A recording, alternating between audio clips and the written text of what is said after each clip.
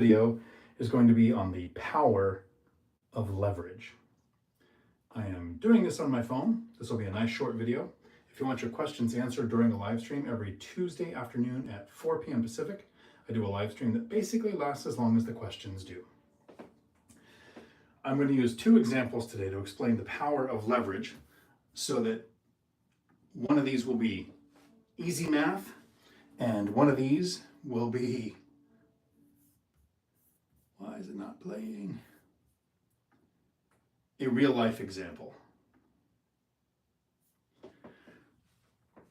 The first one, easy math, round numbers. I was trying to get it to where I could see the comments. Won't be able to see the comments today, but I will watch every comment after and reply to each one. So if you have questions, put them in the comments below. But let's say one person invests $100,000 to buy a property, or they pay off a property that's worth $100,000. If you put $100,000 down to buy a $100,000 property and you buy it all cash, your net worth on this property is $100K. The way that I do things, and the reason I want to use this example is to show you the power of leverage, is because my brother calls me an idiot because I have mortgages. And there are some people who are in the Dave Ramsey camp of a paid off property means you own it. And I totally get the mentality, I get the idea. I personally prefer how it works when we use leverage. I don't want to be over levered. I don't want to owe 100% on my property. I want to put a down payment of $100,000 or 25% of the purchase price. So I would buy a duplex because I invest in Washington State, the Pacific Northwest. And a few years ago, duplexes were worth $400,000. There are some areas where they're worth that. Most of them are worth $700,000 or $800,000 now. But if I put $100,000 down, my net worth, and I can't write on a whiteboard being left-handed, so please bear with me, is $100K, but I am stuck with $300,000 debt. My brother feels like his $100,000 property is owned if he sold it, and we'll take out that you have capital gains, depreciation recapture, agent fees. He would think he has a $100,000 value in his $100,000 property. I have a $100,000 equity in a $400,000 property, but I have $300,000 in debt. So here's where the power of leverage comes in this very simple math equation. Let's say over time, the value of these properties doubles. Could take 5 years, could on average take 7, could take 20 years. I'm not even going to count that the tenants are going to pay off the debt. The principal pay down will be paid off over years. I'm going to leave it at, I always owe $300,000 in debt, even though in 30 years, tenants will pay it off. I don't want to pay it off early. I like what the leverage does for me. So his $100,000 property doubles. Pretty easy math. It's now worth $200,000.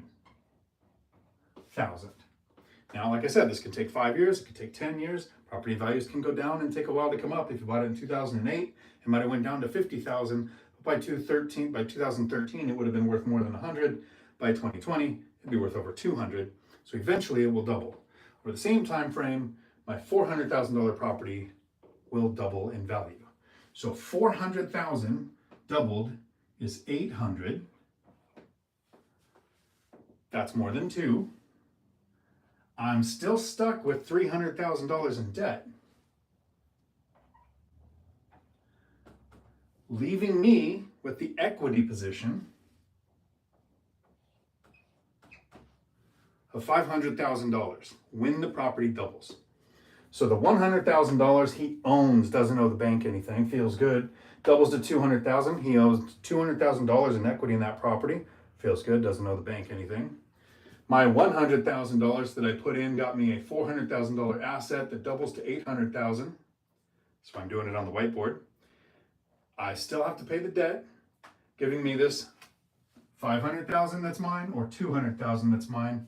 The only difference is, well, there's a lot of differences, but the main difference is I owe the bank $300,000 and I have to sleep at night knowing I owe the bank $300,000. He didn't owe the bank anything, which means if he was sued, the people who sue him can go after the properties. If I'm sued, the bank is in first position and nobody's going to take the property. I also have depreciation. The income here, he's probably going to pay taxes on for rental income at some point. I still haven't paid rental income taxes because I'm depreciating the $400,000 properties buildings, not the $100,000 properties buildings. So this is just a simple math. If the property value doubles, whether it takes 5 years, 7 years, 10 years, or 20 years, the amount that he invested doubled. The amount that I invested got times by 5 when it doubled. Simple math. Now here's the confusing one. I'm actually going to use a real life example. This is going to be a completely hypothetical real life example because I'm going to use my numbers. In 2020, my net worth, when I closed on my fourplex, it was, let me say I had a house, duplex, and that was my 5th property. My net worth passed $1 million. At the same time, this is why it's a hypothetical. Let's just make up a person. We'll pretend he's my brother and we'll call him David. Might not be his name, might not be a real person, but let's just say hypothetically that in 2020, at the same time that my net worth passed $1 million as I bought another property, David's hypothetical person's net worth at that exact time, with 10 paid off rental properties and retired financially free, did it very smartly, this hypothetical person, his net worth was $1 million in 2020. We actually talked about it. January 6th, 2020, not 2021, but 2020, when I closed on my fourplex, that deal took my debt was over $1 million and net worth was over $1 million. So from 2020 to 2025, across the country, the appreciation has balanced out because there is no market. There's several local markets. Averaged out about a 40% increase in the values of properties. So in 2020, in Washington State, where we invest, Pacific Northwest, we've had a 45% increase in property values. So I'm not going to talk about tenants paying off any of my debt. I'm not going to talk about the triplex that I bought at the end of 2020, or the duplex that I bought in 2021, or the duplex that I bought in 2023 and did a burr on, or any of the money that I've made since 2020 by investing. This is just the properties I owned in 2020, where I had $1 million in net worth, and the properties my David, hypothetical person in this story, had a net worth of $1 million. A 45% increase in property values means that his net worth now, 5 years later,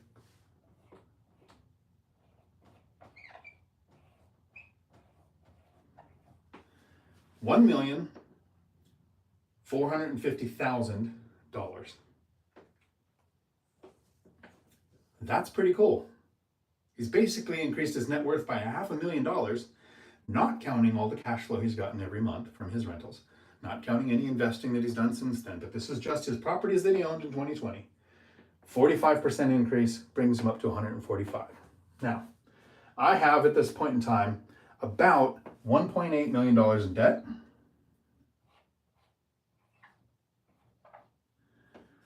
Plus my $1 million net worth means I have $2.8 million gross value. Yes, I owe the bank money, $1.8 million. He feels good because he owns $1 million worth of properties and doesn't owe banks anything. Now I own $1 million worth of properties if I paid the banks back everything I owed, but I owe this $1.8 million. So $2.8 million times 45%, now I'm gonna have to check my notes on this math so I get this even closer right. My net worth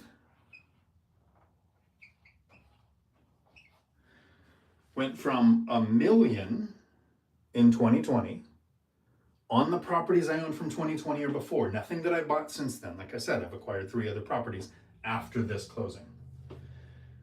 1 million to 1.45 million. 1 million to 2.26. I think that, if I did the math right on this. Because, and I missed a step here, and this is why I'm doing it on the whiteboard with notes. The 2.8 million times 45% is 4.8 million. 0.06.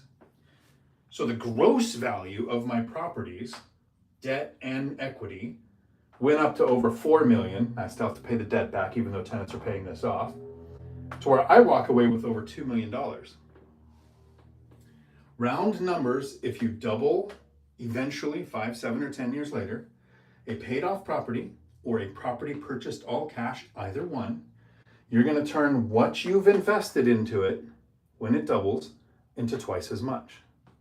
When you invest with leverage, and I don't want to pay off the $300,000, the tenants will do that eventually.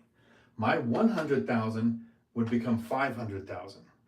In just 5 years, a 45% increase to the values of properties, a $450,000 increase, or a $1.2 million increase, over twice the profit from having leverage. When I was in growth mode, I tried to maintain about a 70% loan to value. So if I had a $1 million property, which none of mine cost that much when I bought them, I wanted to put down at least $300,000, have $700,000 in debt. More than that, you can't handle a dip in rents. You can't handle a big catastrophe. You can't handle a pandemic, stock market crash, prolonged eviction moratorium. You have to have an equity position to be ready for those things that happen. When I retired, I even increased that to give myself a bit of more flexibility. When I retired in 2022, after about a decade of investing, I had owned my first duplex for 9 years or so when I retired. I want to have now 50% or less levered position because I no longer have the safety that comes from that drug that kills our dreams, the paycheck. But I don't ever want a fully paid off portfolio currently. At some point in the future, maybe when I'm 90, that might sound appealing because I won't mind paying taxes and I won't need the cash flow. But while I want the appreciation, the principal pay down, the tax benefits, the levered depreciation that comes from having mortgages, if you're considering buying a property, the Dave Ramsey method of buying it all cash can seem safe, can feel good. But the amount of time it would take to save up and buy a $100,000 property, or the amount of time it took to save up $100,000 to buy a $400,000 property, which is exactly what I did in 2021 when I bought that duplex. It's not how I started. Started with a house hack, but 5% down on a $300,000 duplex. To get a net worth that went up over doubled in 5 years, and I purchased a duplex and a duplex and a triplex in those same 5 years. And my brother and me have both had cash flow. My biggest concern as I wrap this video up is the person that doesn't own assets and right now only has their income from their job. Because as inflation happens, your wages can only go up so much. But the more inflation that happens, the bigger the increase because it takes more currency to buy the same asset. So with my levered position, it's easier to pay off money in the future because of inflation-based debt destruction. And my net worth keeps going up exponentially because I have those mortgages that my brother calls me a moron for having. Hopefully you enjoyed this, and I will see you on Tuesday at 4 p.m. Pacific to answer your questions. Have a day full of